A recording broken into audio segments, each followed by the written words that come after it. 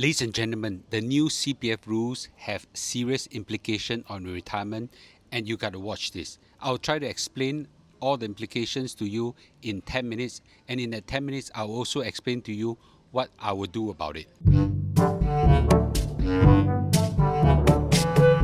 Deputy Prime Minister Lawrence Wong have actually released a lot of the budget 2024 policies, and most of them are very positive, except this one. Okay, and what is this? Is that basically the government has basically killed SA, your special account, when you hit 55 years old, and that really sent a shocker down to entire CPF community, and there's a lot of angst. I've never been hit with so many messages before in a short one afternoon to now. I think there are a few thousand messages, generally in a negative way. I thought it's important for me to explain what the issues are. So what does this all mean to everybody, the new policy? Let's see, okay? So right now, when a person hit 55 years old, you have got four CPF accounts, namely the OA, SA, MA, and RA. Under new policy, your SA at 55 years old, $205,000, $205,800 will be transferred from your SA to RA, and this is what we call a full retirement sum. Okay, if you have anything below that, your FRS, okay, will go straight into RA. But anything above that is where the impact comes. So for many people who are CPF well-to-do, what I call CPF Rich, above your SA, the amount in the past will stay in your SA and continue to compound at 4%, and you can withdraw out anytime you want. Unfortunately, the rules have changed today. Above the RA, the entire sum will move to your OA. Okay, so there will be a loss of interest from 4.8%, from 0.08% to 2.5%. So you lose about 1.58%. So this is the key change when they kill your SA at 55 years old.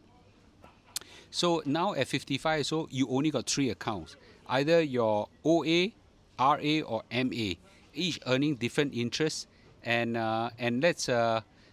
basically whatever you have above your FRS will now go to OA, and you have option of moving to RA, and we'll talk about it later. So what's the difference?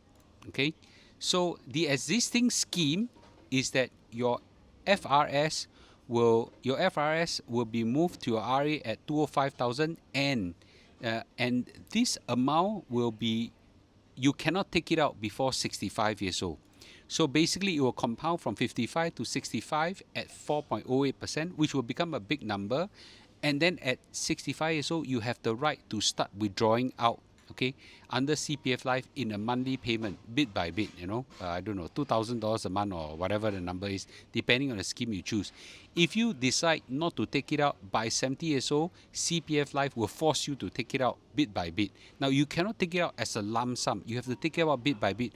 And this will have big implications later, as you see under a new policy. Under the existing scheme, the amount of money that you have under OA will enjoy a 2.5% interest, but you can withdraw any amount you want above the FRS. So this is lower interest rate compared to your SA, but you get to enjoy at full free liberty to take it out whenever you want. Take note, you can only take it out, but you cannot put it back. Okay, it's one direction, one out. So once you take it out, you cannot put back and enjoy the 2.5%. So who does this new scheme matters most to? Okay, well, this scheme actually hit what we call the CPF Rich the most. Okay, the CPF Rich.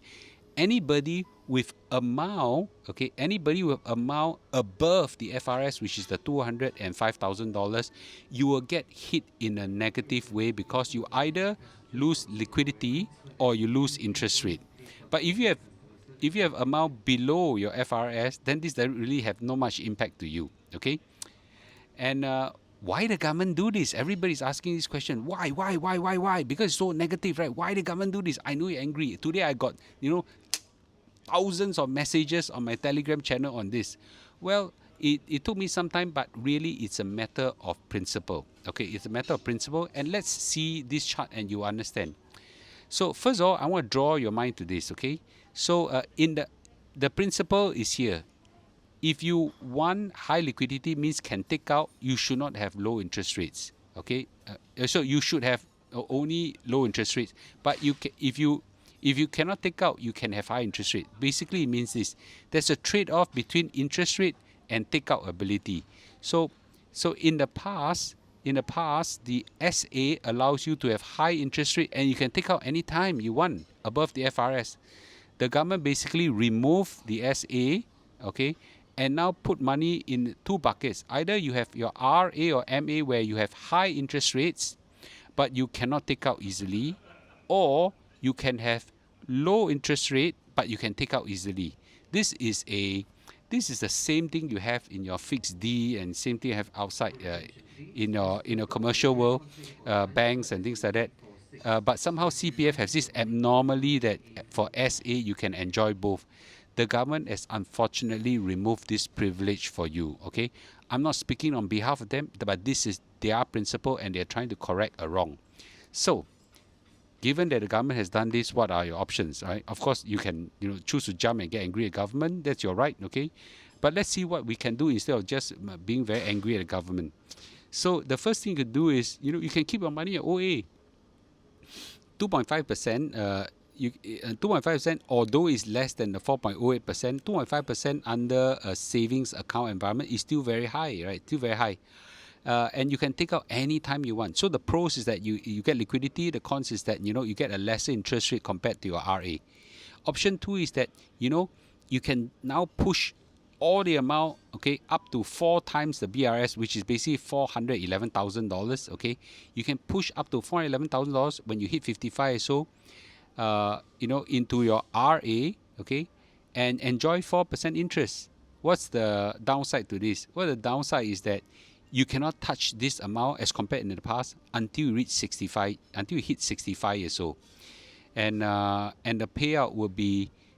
After that will be in a monthly payout, a small amount monthly payout until the day you die, and the amount will depend on whether is it which scheme you pick under the CPF Life.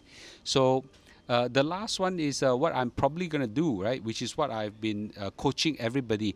I know a lot of people call me Mr CPF, but the frank truth is that I spend 90% of my time coaching everybody how to invest your money really well, and I've demonstrated to you that through my S&P fund investment using my OA, okay, which I use endowers to invest, you actually get a very high. You can actually get a very high return if you invest it well. I'm not telling you to do it. I'm telling you I did it that way.